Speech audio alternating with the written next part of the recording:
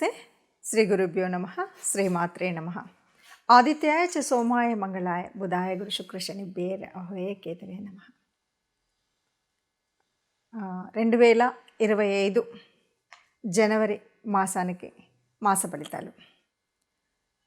2025 జనవరి అనగానే అందరికీ ఒక ఆలోచన ఏంటంటే ఈ సంవత్సరం ఎలా ఉంటుంది అని. నిజానికి అందరికీ కూడా ఆంగ్ల నూతన సంవత్సర శుభాకాంక్షలు. జనవరిలో మరి కొత్తగా మనకేం మార్పు ఉంటుంది ఏంటి అంటే, నిజానికి మన సనాతన ధర్మంలో ఉన్న శాస్త్రీయతలో మనం ఎప్పుడు కూడా సంవత్సర ఫలితాలు అనేవి తెలుసుకునేటప్పుడు ముఖ్యంగా ఉగాది నుండి ఉగాది వరకే మనం తెలుసుకుంటాం. కానీ ఇది మన కన్వీనియన్స్ కోసం పెట్టుకున్నటువంటి గ్రెగేరియన్ క్యాలెండర్ ప్రకారంగా కొత్త సంవత్సరం ఆంగ్లేయులు ప్రపంచవ్యాప్తము ఇదంతా ఒకటి సిద్ధాంతం ఉంది కాబట్టి ఆంగ్ల నూతన సంవత్సరం అని చెప్తున్నాం. కానీ ప్రతి మాసంలో ఎలాగైతే మన గ్రహాలు గోచార రీత్యా సంచారం జరుగుతూ ఉంటుందో అదే ఉంటుంది. ఇక్కడ కొత్తగా ప్రకృతిలో వచ్చేటువంటి మార్పు కానీ గ్రహాల యొక్క గమనంలో కానీ ఎప్పుడు వాటి స్థితిని బట్టి, అంటే ఒక్కొక్క గ్రహానికి ఒక్కొక్క రాశి మారడానికి కొంత సమయం పడుతుంది. చంద్రుడికైతే 2.5 రోజులకి ఒకసారి, అలాగే మరి ఇంకా మిగతా వాటికి ఒక శనిగ్రహం చూస్తే మనకు తెలుసు 18, అంటే చాలా పెద్ద గ్రహాలకు ఒకలాగా, చిన్న గ్రహాలకు ఒకలాగా, నెల లోపల తిరిగే వాటికి 45 రోజుల్లో తిరిగేవి. రవి లాంటి వాడు కరెక్ట్గా నెల వచ్చేసరికి మారుతూ ఉంటాడు. ఇలాంటివి గ్రహాల యొక్క గమనం ఉంటుంది. మరి ఇలా ఉన్నప్పుడు జనవరి మాసంలో ఎలా ఉంటుంది, ఏ రాశి అంటే గోచార రీత్యా ఏ రాశిలో ఏ గ్రహాలు ఉన్నాయని కనుక మనం ముందు చూసినట్టయితే, ఈ మాసంలో మనకు ముందు నుండి ఉన్నట్టుగానే రాహువు మనకి మీనరాశిలో ఉంటుంది, కేతువు కన్యారాశిలో. ఈ దాదాపుగా చాలా నెమ్మదిగా కదిలేటువంటి గ్రహాలు కాబట్టి ఇప్పుడప్పుడే మారే పరిస్థితి లేదు అన్నట్టుగా మనకు కొంత కాలం నుండి ఉన్నాయి. సరే, గురువు వృషభంలో ఉన్నాడు, సేమ్ వక్రించే ఉన్నాడు. తర్వాత కర్కాటక రాశిలో ఉన్నటువంటి కుజుడు మళ్ళీ వక్రగతిలో ఉన్నాడు.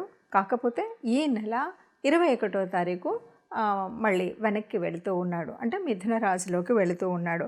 తర్వాత ఇక బుధుడి దగ్గరికి వచ్చేసరికి వృచ్చికంలో ఉన్నాడు. 4వ తారీఖు మారి ఆయన ధనుస్సులోకి వెళ్తాడు. ఆ తర్వాత మళ్ళీ 25వ తారీఖు వచ్చేసరికి మకరంలోకి ప్రవేశిస్తాడు. ఇది మనకు బుధుడి యొక్క గ్రహస్థితి. ఇక రవి ప్రతి మాసానికి ఒకసారి మారుతూ ఉంటాడు. ముఖ్యంగా ఈ మాసంలో రవి యొక్క ప్రత్యేకత చాలా ఎక్కువ. ధనుసు రాశిలో ఉన్నటువంటి రవి మకరంలోకి మారడం వల్లే మనకి కొన్ని మార్పులు, ఉత్తరాయణ కాలం రావడం కానీ మకర సంక్రాంతి రావడం కానీ జరుగుతుంది. అలా రవి మకర రాశిలోకి ప్రవేశిస్తాడు. ఇక శుక్ర శనులు ఇద్దరూ కూడా మనకి కుంభరాశిలో కనిపిస్తారు. మీనరాశిలో రాహు ఉన్నాడు అని చెప్పుకున్నాం. అయితే శుక్రుడు 28వ తారీఖు మనకి మీనరాశిలోకి వెళ్ళడం అనేటువంటిది ఉంటుంది. మరి ఇలాంటి గ్రహస్థితి ఉన్నప్పుడు, అంటే గ్రహాల యొక్క గమనం ఇలా ఉంది, మరి ఇలా ఉన్నప్పుడు ఒక్కొక్క రాశి వారికి ఎలాంటి ఫలితం కనిపిస్తుంది? ఎందుకు అంటే మనకి కొన్ని యోగించే గ్రహాలు ఉంటాయి, కొన్ని యోగించని గ్రహాలు ఉంటాయి. గ్రహాల యొక్క స్థితి, యుతి, దృష్టి వీటన్నింటి మీద మన యొక్క గ్రహస్థితి ఉంటుంది.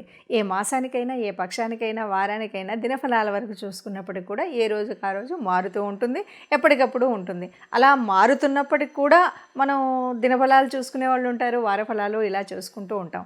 దీనికి కారణం ఏమిటి అంటే, ఏదైనా సరే జరగబోయే పరిస్థితులలో వచ్చేటువంటి గ్రహాల మార్పు వల్ల మనకి ఏదైనా అనారోగ్యం, లేకపోతే ఆర్థిక ఇబ్బంది, లేక ఉద్యోగ చలనం ఇలాంటివి ఏవైనా ఉన్నప్పుడు దానికి తగు జాగ్రత్త తీసుకోవడం కోసం, లేదా కొన్నిసార్లు ఆ గ్రహాలని సంతుష్టిపరచడం కోసం మనం చేసేటువంటి గ్రహాల యొక్క పరిహారాలు ఇవి తెలుసుకుంటే గనక మనకు రాబోయే కష్టం నుండి కొంత తగ్గించుకోవడం, లాభం ఉంది అంటే దాని సద్వినియోగం ఎలా చేసుకోవాలి అనేటువంటి విషయాలు తెలుసుకోవడం కోసం మాత్రమే మనం ఎప్పుడు కూడా ఈ గ్రహాల యొక్క ఫలితాలను, అంటే మాస ఫలితాలు కానీ, వార ఫలితాలు కానీ, పక్ష ఫలితాలు కానీ, దిన ఫలితాలు కానీ తెలుసుకుంటూ ఉంటాం. అందులో భాగంగా మరి 2025 జనవరి మాసానికి మాస ఫలితాలు మనం ముందుగా రాశి వారీగా, అంటే ఒక్కొక్క రాశి 12 రాశులకు ఫలితాలు తెలుసుకుందాం. తదుపరి రాశి సింహరాశి. సింహరాశి వారికి ఎలా ఉంటుంది అంటే, మొదటి పక్షంలో కొద్దిగా మామూలుగానే నడుస్తుంటుంది. యోగ్య ఫలితం, షష్ఠరవి యోగ్య ఫలితాన్ని ఇస్తాడు. 4 గ్రహాలు అనుకూలంగా ఉన్నాయి, మిగతావి మనకున్న 9 గ్రహాల్లో 5 గ్రహాలు అననుకూలంగా ఉన్నాయి.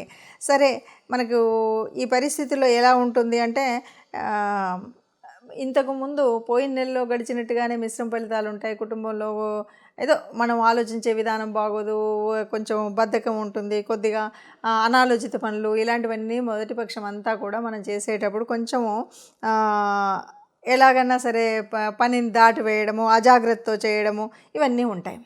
తదుపరి ఎప్పుడైతే 15వ తారీఖున రవి మనకి మకరంలోకి సంక్రమించి మార్పు కనిపిస్తుందో, ఇక అక్కడ నుండి చాలా బాగుంటుందని చెప్పొచ్చు. ఎక్కడెక్కడ బాగుంటుంది? కుటుంబంలో బాగుంటుంది, భార్యా బిడ్డలతో బాగుంటుంది, సంతానంతో బాగుంటుంది. అది కాకుండా కుటుంబ శ్రేయస్సు కోసం మనం చేసేటువంటి ప్రయత్నం బాగుంటుంది. అష్టమరాహు ఉండడం వల్ల దోషాన్ని, కొంచెం అష్టమరాహు ఇచ్చేటువంటి దోషాన్ని కూడా ఈ చివరి 15 రోజులలో ఎలా అంటే రాహు యొక్క బలం వల్ల, మనకి రవి యొక్క మార్పు వల్ల అష్టమరాహు యొక్క కష్టాన్ని దాటుకోవచ్చు అని చెప్పొచ్చు. కేవలం ఒక్క విషయాన్ని మాత్రం బాగా గుర్తుపెట్టుకోవాలి. ఆరోగ్య రీత్యా కొద్దిగా తలనొప్పులు రావడం, నరాలకు సంబంధించినటువంటి బలహీనతలు కనిపించడం, ఈ దోషం అయితే కనిపిస్తుంది. తర్వాత మరి ఇలాంటి పరిస్థితుల్లో అంటే ఇంట్లో ఉన్న వాళ్ళతో సఖ్యత బాగానే ఉంటుంది, పిల్లలతో బాగుంటుంది. మీరు చేసేటువంటి విదేశీ ప్రయత్నాలు, రాహు ఎలా ఉన్నా విదేశీ ప్రయత్నాలు బాగా ఫలిస్తాయి. క్రయ విక్రయాలు ఫలిస్తాయి. కోర్టులో ఇంతకుముందు ఏదైనా కేసులు పెండింగ్లో ఉంటే గనక ఆ కేసులు కొట్టివేయడమా, కేసుల ఫలితాలు రావడమా, ఇది జరుగుతుంది. అది అనుకూల ఫలితాలు రావడం అనేటువంటిది జరుగుతుంది. అంటే సంక్రాంతి నుండి కూడా చాలా మంచి యోగం ఉంది ఈ రాశి వారికి అని చెప్పొచ్చు. కానీ మీరు కొన్ని పనులు చేయాలి. ఎందుకంటే రాహు యొక్క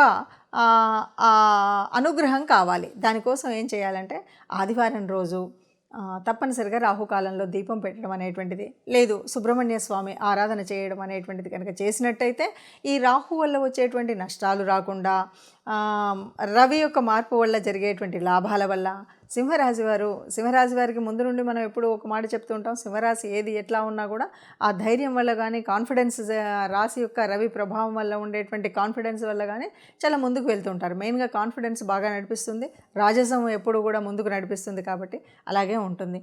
కొంచెం ఆ రాహు గ్రహం యొక్క ప్రభావాన్ని వీడాలంటే రాహుకాలంలో దీపం పెట్టడం అనేటువంటిది చేయడం, సుబ్రహ్మణ్య స్వామి యొక్క ఆరాధన చేయడం అనేటువంటిది చేసినట్టయితే ఏ కష్టం లేకుండా హాయిగా ఆనందంగా ఉండొచ్చు అని చెప్పచ్చు.